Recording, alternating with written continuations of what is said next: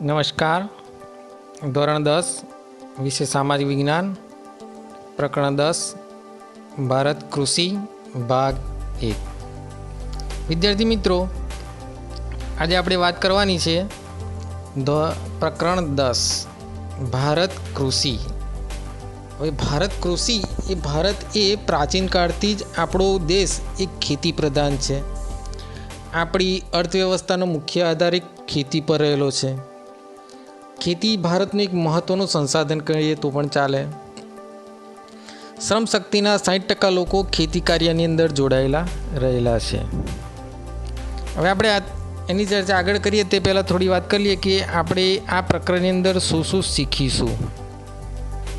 તો કૃષિના પ્રકારો, કૃષિ પદ્ધતિઓ, ભારતની કૃષિ પેદાશો, કૃષિમાં ટેકનિકલ અને સંસ્થાગત સુધારાઓ, હરિયાળી ક્રાંતિ, ભારતીય અર્થકારણમાં કૃષિનું યોગદાન, અનાજ સંરક્ષણ, ભારતની ખેતી પર વૈશ્વિકીકરણની અસરો વગેરે બાબતો આપણે આ પ્રકરણની અંદર શીખીશું. આપણે ભાગ 1ની અંદર વાત કરતા હતા કે 60% લોકો ખેતી કાર્યની અંદર જોડાયેલા છે અને આ કાર્યમાં લોકોને ખોરાક પૂરો પાડવા માટે, ઉદ્યોગો માટે કાચો માલ બધું જ ખેતીમાંથી મળી રહે છે. આપણા રાષ્ટ્રીય ઉત્પાદનનો કૃષિનો લગભગ 22% જેટલો હિસ્સો છે. નિકાસમાં પણ ખેતીના પાકો અને ખેત પેદાશોનો લગભગ 18% હિસ્સો એની અંદર રહેલો છે. આમ ભારતીય અર્થવ્યવસ્થાનો આધાર એ ખેતી પર રહેલો એમ કહી શકીએ છીએ. એટલે કે ભારત એક કૃષિ પ્રધાન દેશ ગણી શકાય. ભારતની અંદર જોઈએ તો ફળદ્રુપ મેદાનો, બારે માસ પાક લઈ શકાય તેવી અનુકૂળ આબોહવા. એટલે કે ખેતી માટે કઈ કઈ અનુકૂળતાઓ છે ભારતની અંદર, તો કે ફળદ્રુપ મેદાનો છે, બારે માસ પાક લઈ શકાય તેવી અનુકૂળ આબોહવા છે, સિંચાઈ છે, કુશળ અને મહેનતુ ખેડૂતો છે. આને કારણે આપણે મોટાભાગના વિસ્તારોમાં 2 કે તેથી વધુ વખત પાક મેળવી શકીએ છીએ. તેમ છતાં પણ ખેતી ક્ષેત્રે હજુ આપણે પૂરતો વિકાસ સાધી શક્યા નથી. બીજું કારણ કે આપણે ભારતમાં ખેતી ક્ષેત્રે પૂરતો વિકાસ સાધી શક્યા નથી તો કે ભારતનો ખેડૂત એકંદરે ગરીબ અને નિરક્ષર છે. સિંચાઈની અપૂરતી સગવડો છે, અનિયમિત અને અનિશ્ચિત વરસાદ છે, વધારે વસ્તી છે, કુટુંબનું મોટું કદ જોવા મળે છે, નાના કદના ખેતરો જોવા મળે છે. પછી ખેડૂતોનું પ્રયોગશીલતા પ્રત્યે ઉદાસીન વલણ જોવા મળે છે. રાસાયણિક ખાતરો, સુધારેલા બિયારણો, આધુનિક યંત્રો, વૈજ્ઞાનિક કૃષિ પદ્ધતિનો ઓછો ઉપયોગ અને શિક્ષિત વર્ગનું ખેતીમાં ન જોડાવું, આ બધું જ આપણી કૃષિ પછાત હોવાના કારણો ગણાવી શકાય, જેને કારણે ભારતમાં ઉત્પાદન પ્રમાણમાં ઓછું થતું જોવા મળે છે. ખરેખર તો એમ કહીએ તો ખેતી આપણો મહત્ત્વનો વ્યવસાય ગણાવી શકાય. એટલે અહીંયા 2 કારણો આપણે જોયા કે ખેતીમાં 3 પ્રશ્નો જોયા કે ભારતમાં કેટલા ટકા લોકો ખેતીમાં જોડાયેલા છે, તો 60%. રાષ્ટ્રીય ઉત્પાદનમાં કૃષિનો કેટલા ટકા હિસ્સો છે, તો 22%. અને પાકા નિકાસમાં ખેતી પાકો અને ખેત પેદાશોનો લગભગ 18% હિસ્સો રહેલો છે. અને 2 કારણો કે ભારતમાં કૃષિ માટે કઈ કઈ અનુકૂળતાઓ છે અને ભારતની કૃષિ ઉત્પાદકતા ઓછી છે એના કારણો. હવે આપણે આગળ વાત કરીએ કે કૃષિના પ્રકારો કયા કયા છે. તો કૃષિના મુખ્ય 6 પ્રકાર છે: જીવન નિર્વાહ ખેતી, સૂકી ખેતી, આદ્ર ખેતી, સ્થળાંતરીય એટલે કે ઝૂમ ખેતી, બાગાયત ખેતી અને સઘન ખેતી. તો આપણે પહેલી વાત કરીએ કે જીવન નિર્વાહ ખેતી.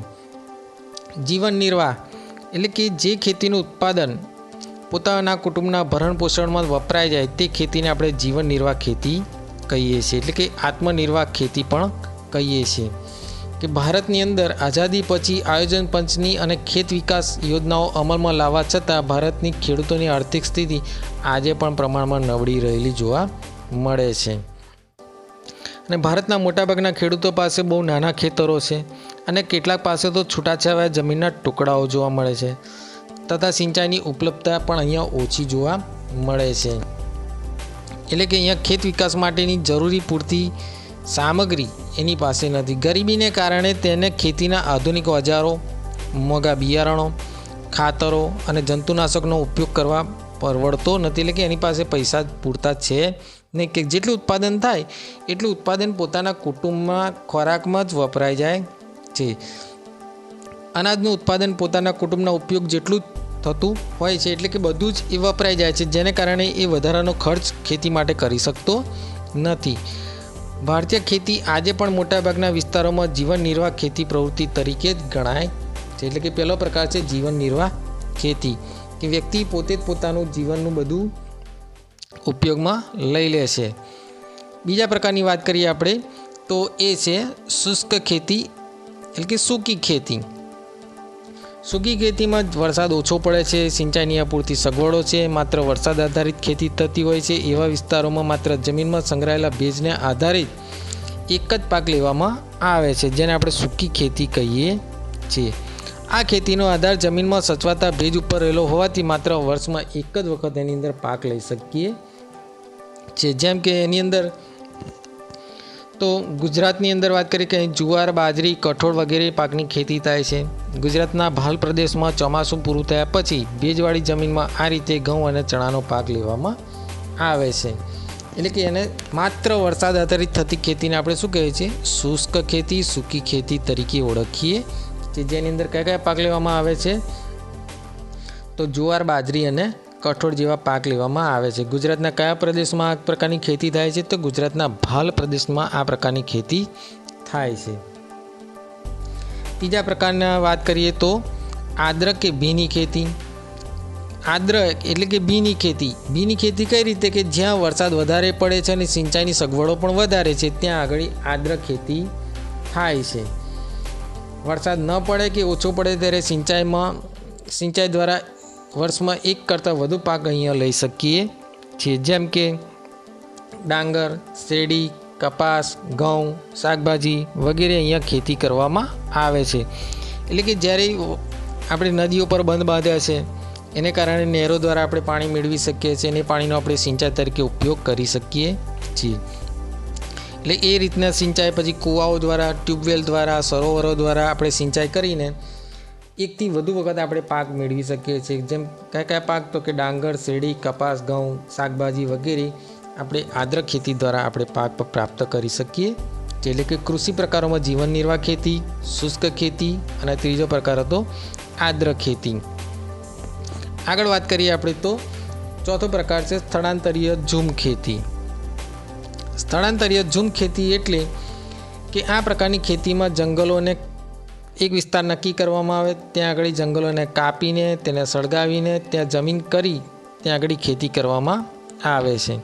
એટલે કે અહીંયા 2 થી 3 વર્ષ સુધી જ ખેતી કરવામાં આવતી હોય છે. કારણ કે જ્યાં સુધી તેની અંદર રહેલા પોષક તત્વો હોય ત્યાં સુધી અહીંયા ખેતી કરી શકાય છે. પછી પોષક તત્વો ઓછા થઈ જાય એટલે જમીનની ફળદ્રુપતા ઘટતા આ વિસ્તાર છોડી દઈને અન્ય જગ્યાએ, એટલે કે બીજી જગ્યાએ ફરી પાછા જંગલો કાપી, સાફ કરી, બાળી અને ફરી પાછું એની અંદર ખેતી કરવામાં આવે છે. એટલે આ ખેતીમાં ધાન્ય પાક કે શાકભાજી જ ઉગાડાય છે અને આ ખેતીમાં ઉત્પાદન પણ બહુ ઓછું જોવા મળે છે. આપ ચિત્ર દ્વારા જોઈ શકો છો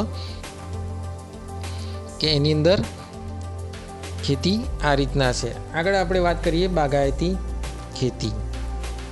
નામ જ એવું છે બાગ.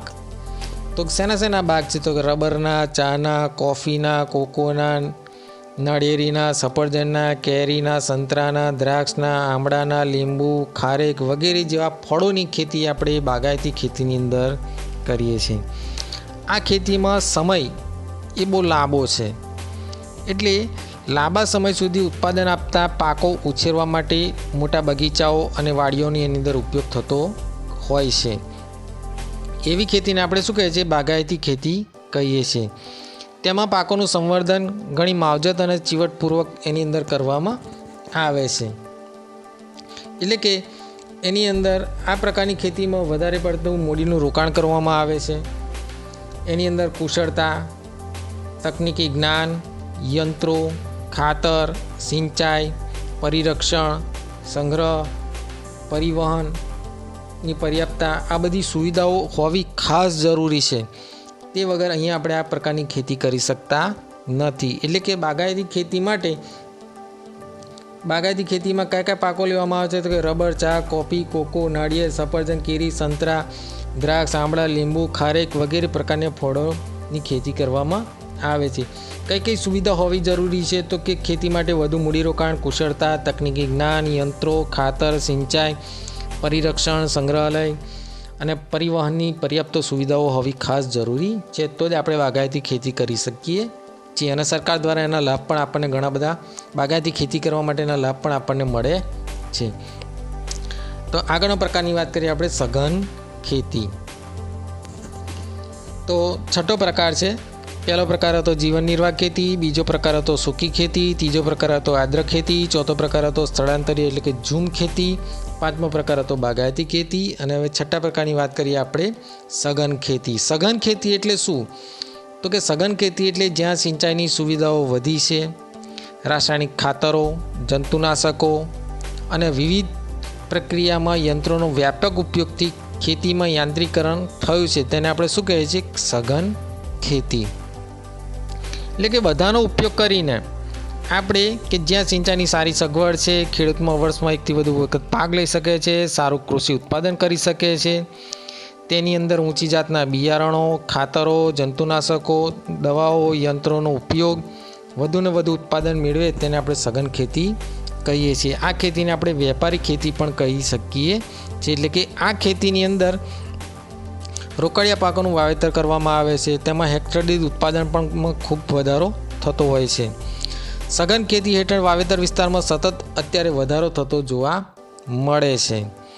તેમાં આર્થિક વર્તનને આપણે વધુ મહત્ત્વ છે, તેથી તેને વેપારી ખેતી પણ કહીએ છીએ. કારણ કે એની અંદર બધી જ પ્રકારનો આપણે લાભ મેળવવાનો પ્રયત્ન કરીએ છીએ. એટલે કે વર્ષની અંદર એકથી વધારે વખત એની અંદર પાક લઈએ છીએ, ઊંચા રાસાયણિક ખાતરો, જંતુનાશકો, બિયારણો વગેરેનું ઉત્પાદન કરીને અનેક ગણું આપણે ઉત્પાદન પણ મેળવી શકીએ. એટલે આ પ્રકારની ખેતીને આપણે શું કહીએ છીએ? સઘન ખેતી. તો વિદ્યાર્થી મિત્રો, આજે આપણે વાત કરી કે ભારતની અંદર કૃષિ ભાગ 1 એની અંદર કયા કયા પ્રશ્નો આપણે જોયા. તો કે શ્રમ શક્તિના 60% લોકો કાર્યમાં જોડાયેલા છે.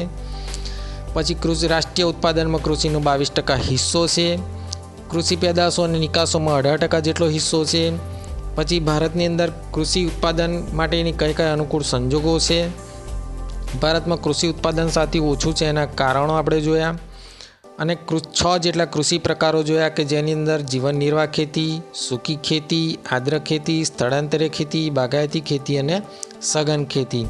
તો એની અંદર ટૂંકા પ્રશ્નો, ખાલી જગ્યાઓ અને સવિસ્તાર પ્રશ્નની અંદર કૃષિના પ્રકારો પૂછી શકે. કારણોની અંદર ભારતમાં કૃષિ માટેની કઈ કઈ અનુકૂળતાઓ છે.